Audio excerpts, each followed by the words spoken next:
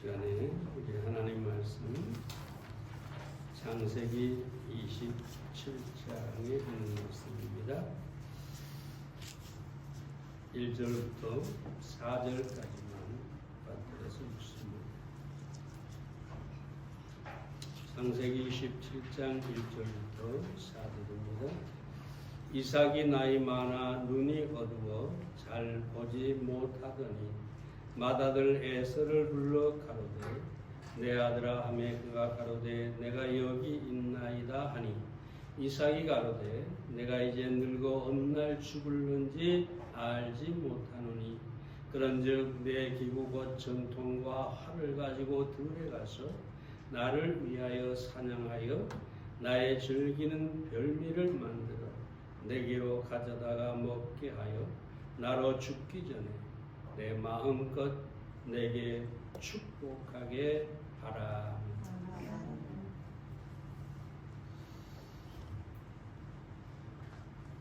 오늘 본문은 우리가 늘 설교 속에서 말씀드린 그런 내용 중에 하나죠. 이삭이 나이가 많이 들었습니다. 나이 든 분들은 느끼겠지만 여러 가지 연약한 부분들이 생기게 되죠. 이삭도 눈이 어두워져서 이제는 내가 죽을 날이 멀지 않았구나. 그렇게 생각을 했습니다. 그래서 어느 날 에서에게 짐승을 사냥하여 별미를 만들어 오라고 합니다. 그럼 내가 그것을 맛있게 먹고 너를 마음껏 축복해 주겠노라. 우리가 잘 알다시피 하지만 이 이삭의 계획은 틀어졌죠. 야곱이 에서의 축복을 가로채고 에서는 축복을 얻지 못하는 것을 우리가 잘 압니다. 오늘 이 본문 속에서 크게 두 가지를 생각을 해보겠습니다. 첫째는 우리는 영적인 분별력을 가져야 합니다. 1절 말씀 다시 보면 이삭이 나이 많아 눈이 어두워 잘 보지 못하더니 이삭의 나이가 이때 당시에 추정을 해보면 약 137세였다고 생각할 수가 있습니다. 육체적으로 나이 들어서 이제 보지를 못하게 됐어요. 나이가 들면 어떤 사람들은 눈이 보이지 않거나 또 귀가 들리지 않거나 여러 가지 이런 부분들이 있게 되는데 이삭은 눈이 어두워졌습니다. 하지만 우리가 여기서 주목해야 할 것은 뭐냐 하면 이삭이 육체의 눈이 어두워진 것보다 더 큰 문제가 있습니다. 그것은 이삭이 영적으로 분별력을 잃었다는 것이죠. 여러분, 하나님께서 창세기 25장에 보면은 뭐라고 하느냐? 쌍둥이가 리브가의 배에 잉태한 것을 아신 하나님께서 어린 자가 큰 자를 섬기리라. 그러니까 이미 하나님의 뜻은 에서에게 있는 것이 아니라 야곱에게 있었다는 것이죠. 야곱이 아브라함의 혈통을 이어받고 장자의 권한을 가지고 축복을 받을 것이다.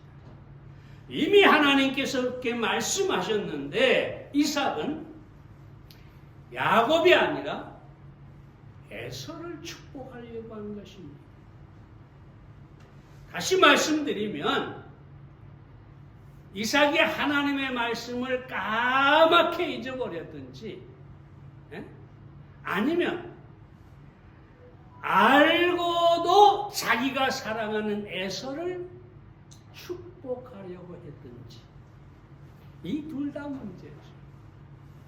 하나님의 말씀을 읽는 것도 문제고 하나님의 말씀보다 자기가 사랑하는 이 에서를 축복하려고 했던 것도 문제라는 것입니다.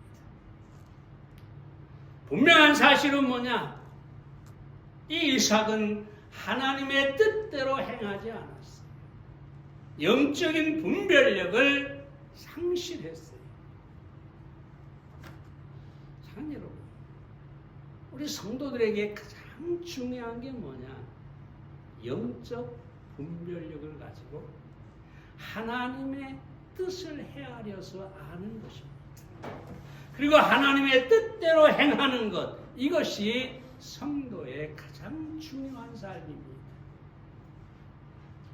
그래서 브룩스 포스라는 사람은 이렇게 얘기하죠. 성도의 특징은 완전 무결함에 있는 것이 아니라 분별하는 능력에 있다. 아무리 우리가 구원을 받고 믿음이 있고 성장했다고 해도 완전 무결할 수 없습니다.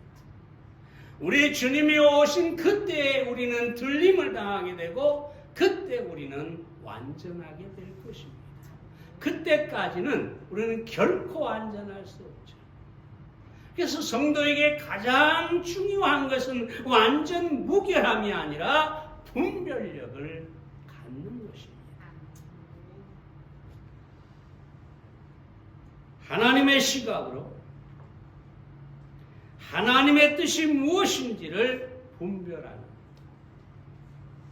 이 능력, 이 분별력, 이것을 가져야만 하는 것입니다.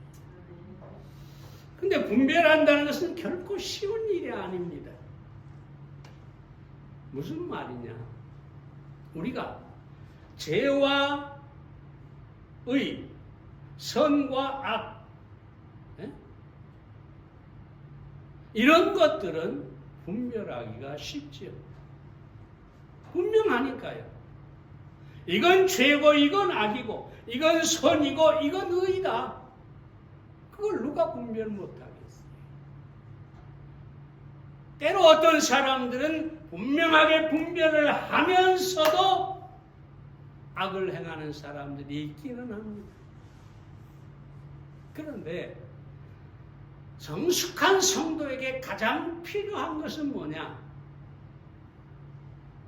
선한 것 중에 더 선한 것. 단순히 선한 것이 아니라 그것보다 더 선한 것. 하나님의 뜻이 아니라 그 뜻 가운데서도 가장 중요한 뜻. 이것을 분별하는 것이 바로 중요한 것이죠. 예전에 어떤 분이 저한테 상담을 했어요. 목사님, 우리 교회에서 성지순례를 간다고 해서 우리 그 여전도의 자매들하고 우리가 약속을 하고 계획을 다 잡았습니다. 근데 갑자기 목사님 한 분이 오셔가지고 교수님은 우리와 가야 합니다. 그분이 여자 교수였거든요.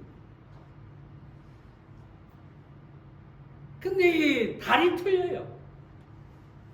한 사람은 4월에 가고 한 팀은 5월에 간다고.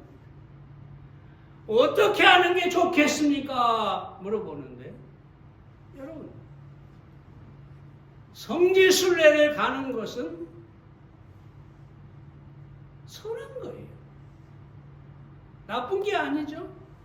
그런데 언제 가느냐를 분별하는 것은, 선택하는 것은 쉬운 일이 아니죠. 물론 저는 제가 어떻게 알겠습니까? 깊이 생각하고 기도하고 그리고 결정을 하십시오 이렇게 하고 말았는데, 예를 들어 이렇게 다 좋은 것인데, 다 선한 것인데 더 선하고 더 좋은 것이 무엇이냐? 적어도 성숙한 그리스도인들은 죄냐 악이냐 매여가지고 무엇을 선택하냐 씨름하고 이럴 것이 아니라 하나님의 뜻을 놓고 선을 놓고 분별할 줄 알아야 되겠습니다. 우리 교회 성도님들은 이미 잘 알고 있지만 하나님의 뜻을 어떻게 분별할 수 있느냐? 원리만 다시 정리해드리면, 먼저 우리는 하나님의 말씀을 알아야 합니다. 이삭이 만약에 하나님의 말씀을 알고 그걸 기억하고 그걸 믿었더라면 이삭은 야곱을 축복했겠죠. 야곱을 선택했겠죠.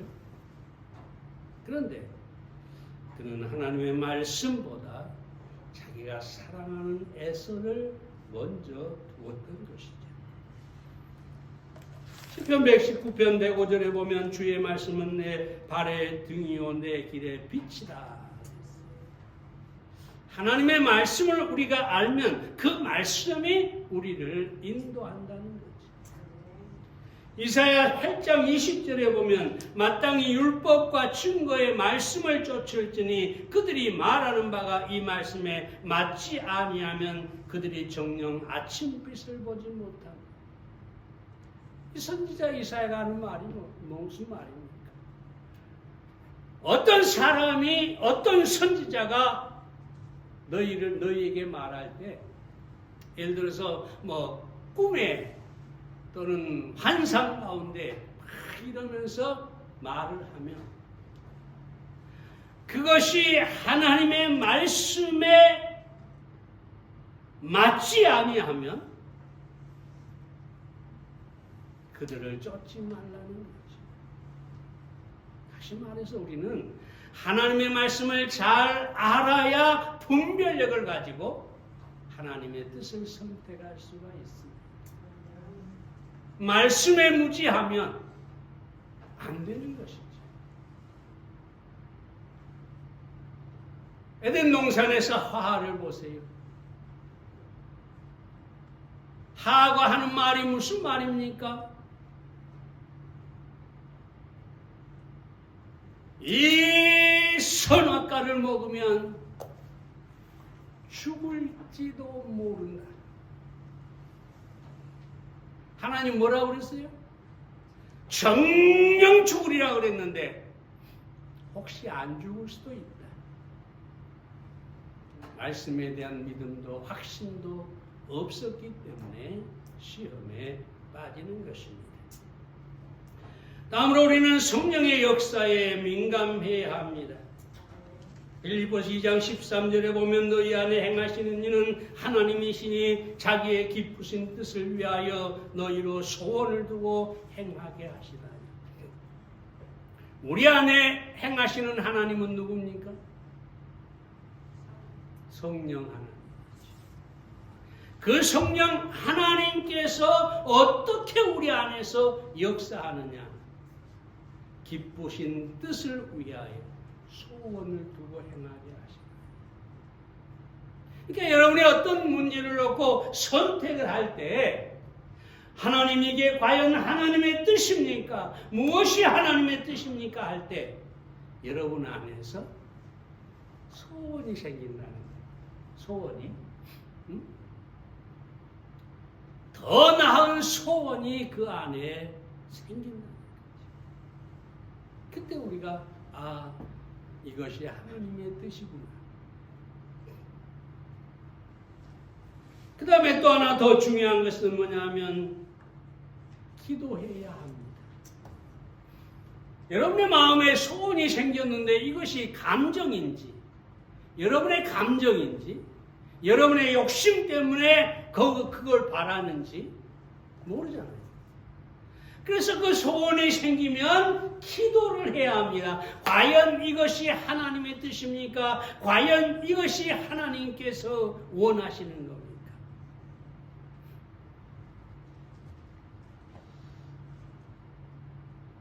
제가 요즘 하도 TV로 보면 골치가 아파가지고 막 입에서 막 생전 안 하던 욕까지 티 나오려고 해가지고 아예 제가 전부 안 봅니다. 뭐 보느냐? 예전에 방송했던 건데 북한 여자들이 한국에 와가지고 탈북해가지고 살아가는 그런 모습들, 탈북할 때 그 죽을 고비를 넘긴. 그래서 제가 눈물을 좀 흘리면서 봤는데 그 중에 한 그 아가씨가 결혼을 했대요. 근데 그 남편이 첫눈에 그냥 딱 반해가지고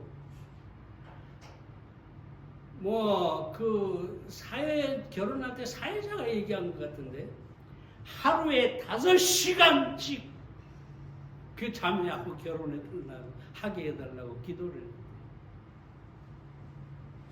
어찌됐든 계속 기도해도 그 사랑하는 마음이 끊어지질 않아가지고 결국은 결혼을 했는데 참 멋지게 살더라고요. 좋은 집에서 사는 그걸 말하는 게 아니라 아예 집 안에 사람들과 함께 예배를 드릴 수 있는 공간을 만들고 거기서 늘 모여서 교제하고 예배하고 찬양하고 이 부부가 그렇게 살더라고요. 아, 참 아름답다. 참 사도 바울이 빌립보서 1장 10절에서 지극히 선한 것을 분별하며 내가 너희를 위해 기도한다. 그런데 무엇을 위해 기도하느냐? 지극히 선한 것을 분별하게 기도한다. 참 기도는 우리가 하나님의 뜻이 무엇인지 바로 그것을 알게 해주고 확신을 갖게 해주는 것입니다. 그대로 환경을 주시해야 합니다. 하나님의 뜻은 환경과 반대일 수 있어요. 하나님께서 인도하신다고 하는데 홍해가 딱 앞에 가로막고 있잖아요. 보통 우리는 생각하면 하나님의 뜻을 하나님이 우리를 인도하시면 그냥 모든 것이 형통하고 아무 문제가 없고 그렇게 생각하는데 하나님이 이스라엘 백성을 인도하는데 어디로 인도하느냐? 홍해가 딱 가로막고 있는 거예요. 그리고 뒤에서는 바로의 군대가 쫓아오죠. 환경이 최악입니다. 제가 환경을 주시하라는 말은 형통한 환경을 말하는 게 아니라 여러분의 뜻이 여러분이 하나님의 뜻을 알고 그걸 위해 기도하면 여러분을 가로막고 있는 것이 비록 홍해라 할지라도 반드시 갈라지게 된다는 것입니다. 환경이 바뀌어지게 된다는 것입니다. 그러면서 여러분이 그 환경의 변화를 유의해야 하는 것입니다. 하나님의 뜻이 무엇이냐를 몇 가지로 정리를 분별할 수 있는 법을 몇 가지 말씀을 드렸습니다만 중요한 것은 여러분이 사실 이 원리를 아는 것이 아니라 여러분의 모든 삶에서 이것을 적용하는 것입니다. 그리고 하나님의 뜻을 알아야 하는 것입니다. 제가 광주에 교회를 개척할 때 방해가 참 많았어요. 선교사님은 광주로 가는 것을 절대 반대했어요. 채플 선교사가.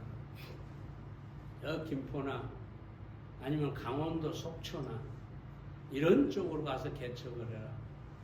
근데 가만히 알고 봤더니 이미 광주에 내가 9월 달에 개척을 했는데 5월 달에 개척한다는 목사가 있었어요. 그러니까 재불 목사 입장에서는 두 사람을 다 강제로 보낼 수 없잖아요. 근데 저는 벽에다가 지도를 걸어놓고 계속 기도했기 때문에, 그리고 광주가 나의 사역지다라고 이미 확신을 가지고 있었기 때문에 선교사가 아무리 얘기해도 no, 아닙니다. 근데 신기하게 그리고 계속 기도했더니 그 5월달에 개척한다는 분이 못한다고 나다빠졌어요. 무슨 말이냐? 우리가 하나님의 뜻을 찾고 그걸 위해 간구하면 하나님께서 막힌 길도 열어주시고 앞에 어떤 장애물이 있다도 제거해 주신다는 것입니다. 그러므로 여러분, 하나님의 뜻을 구하고 영적 분별력을 가지고 살아가시기를 바랍니다. 두 번째로, 우리는 육신의 정욕을 십자가에 넘겨야 합니다. 4절 말씀 봅니다. 나의 즐기는 별미를 만들어 내게로 가져다가 먹게 하며 나로 죽기 전에 내 마음껏 내게 축복하게 하라. 여기서 즐기는 이라는 말은 애정을 갖고 있는, 정말 좋아하는 그런 말이죠. 별미는 맛 좋은 음식을 얘기합니다. 이 이삭은 에서가 사냥꾼이잖아요. 그래서 늘 사냥을 해와서 그 고기로 요리를 해주는 것을 아주 좋아했어요. 그래서 그 별미를 먹고 너를 축복하겠다. 반대로 야곱은 늘 엄마 치맛자락 붙잡고 엄마 품에서 사는 그야말로 뭐라고 합니까? 같은 간에 그런 아이였어요. 그러니까 자연히 이삭은 에서를 사랑하게 되고, 여기서도 사냥을 해와서 나에게 별미를 가져다 주라. 근데 여러분, 여기서 문제가 뭐냐? 우리가 좋은 별미를, 그러니까 맛있는 것을 먹고 싶은 것은 당연한 거예요. 이건 죄가 아니에요. 근데 문제가 뭐냐? 이삭은 별미가 축복하는 것보다 먼저였다는 거죠. 예를 들어서 에서야 이리 오너라, 내가 너를 축복하겠다고 마음껏 축복하고 나서 내가 너를 축복했으니 별미를 먹게 하라. 그랬으면 야곱이나 리브가가 이삭을 속일 틈이 없었겠죠. 그래서 문제는 뭐냐 하면 별미를 먹고 싶은 것이 문제가 아니라 무엇이 먼저냐.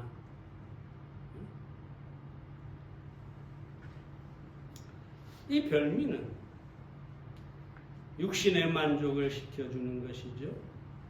자기의 그 먹고 싶은 욕망을 충족시켜주는 것입니다.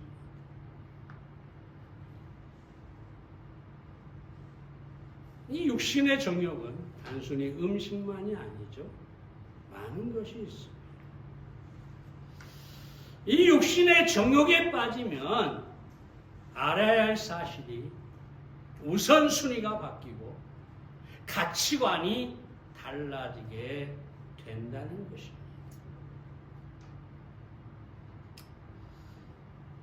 요즘 사람들은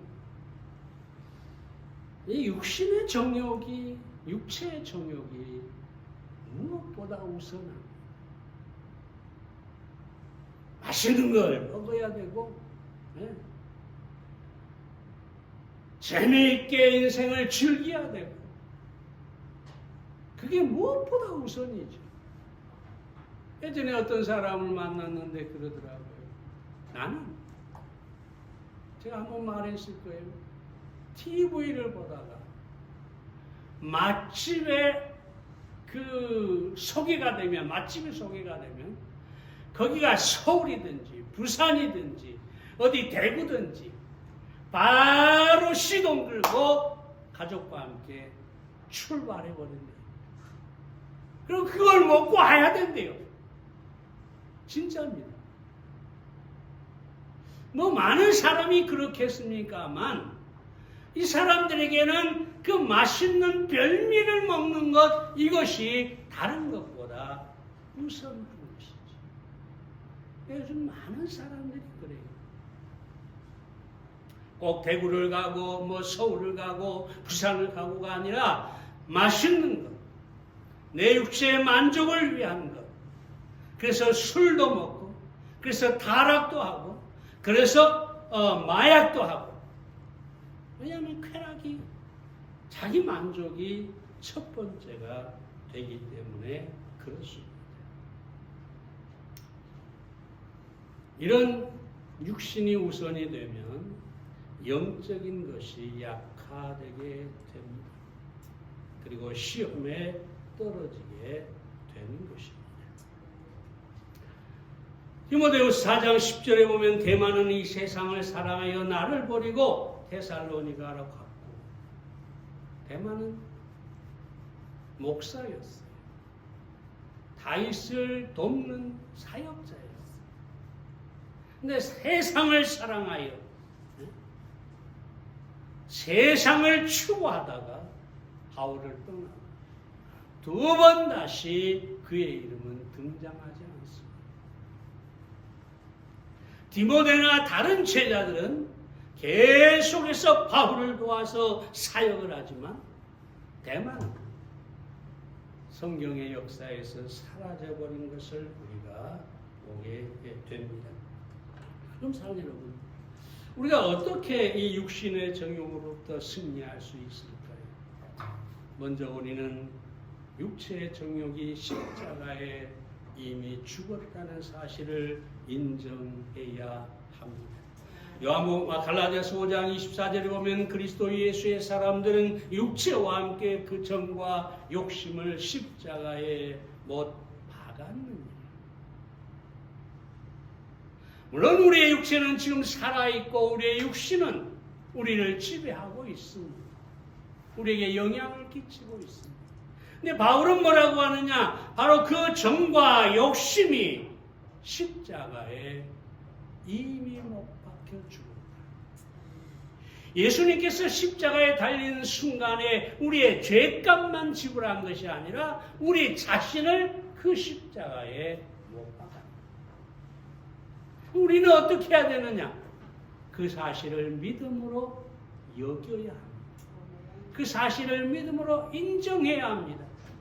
아, 나는 십자가에서 이미 죽었다. 우리 안에서 어떤 욕망이 끌어오를 때마다 이 욕망, 이 육체, 이 욕심, 이것이 이미 죽었다. 그 사실을 인정하게 되면 우리는 능히 육체의 정욕을 이길 수가 있을 것입니다. 뿐만 아니라 세상보다 영적인 것에 가치를 부여해야 합니다. 히브리서 11장 13절에 보면 중요한 말씀이 있습니다. 이 사람들은 다 믿음을 따라 죽었으며 약속을 받지 못하였으되 그것들을 멀리서 보고 환영하며 또 땅에서는 외국인과 나그네라 증거하였으니. 여기서 환영하며는 킹 제임스 성경에 보면 확신하며 끌어안았고 라는 뜻입니다. 환영했다. 근데 그것을 환영할 뿐만 아니라 끌어안고 살았다. 무슨 말입니까? 여러분, 초대교회 성도들은 온갖 핍박과 고난을 다 당했지. 그들은 절대로 세상 것을 추구하지 않았어요. 세상의 가치를 부여하지 않았어요.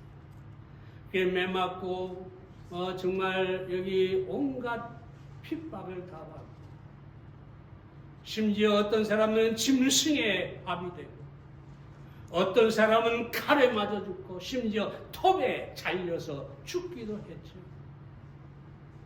근데 그들은 어떻게 그럼 살았느냐? 그들이 조금만 타협하면 얼마든지 목숨을 부지하고 잘 살 수가 있는데 왜 그렇게 살았느냐? 세상 것의 가치를 부여하지 않고 미래의 것, 영적인 것, 하나님께 속한 것, 천국에 속한 것, 그것들을 환영하고 끌어안고 살았다.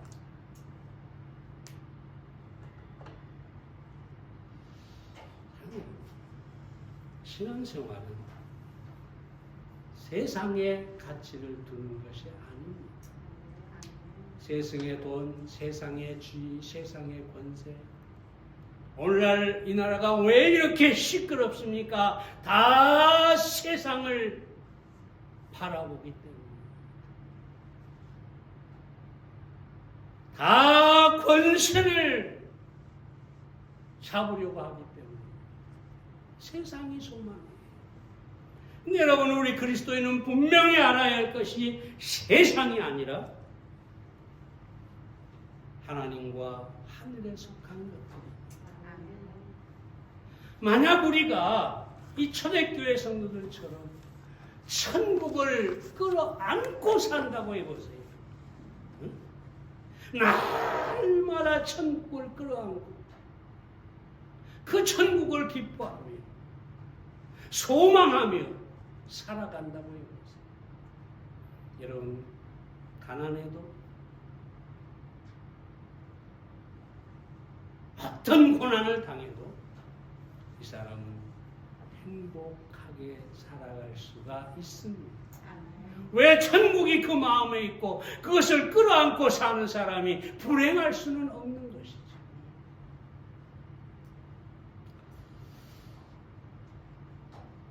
이것만 말씀드리고 마치겠습니다. 예언은 오래전에 드린 예언인데 영국이 아프리카를 탐험할 때 두 사람의 영국인이 있었죠. 한 사람은 황금 전쟁을 일으켜서 아프리카 원주민들을 학살하고 엄청난 금과 다이아몬드를 영국에 들여왔어요.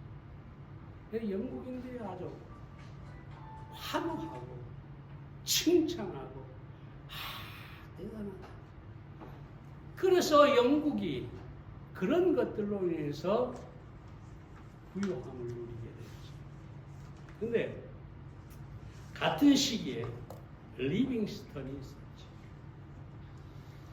이 리빙스턴은 다이아몬드, 황금 관심이 없었죠.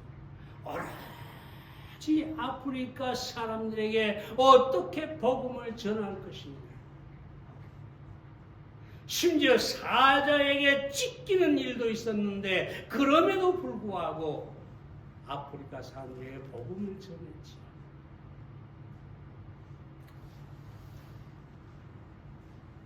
심지어 영국 사람들은 이 뭡니까?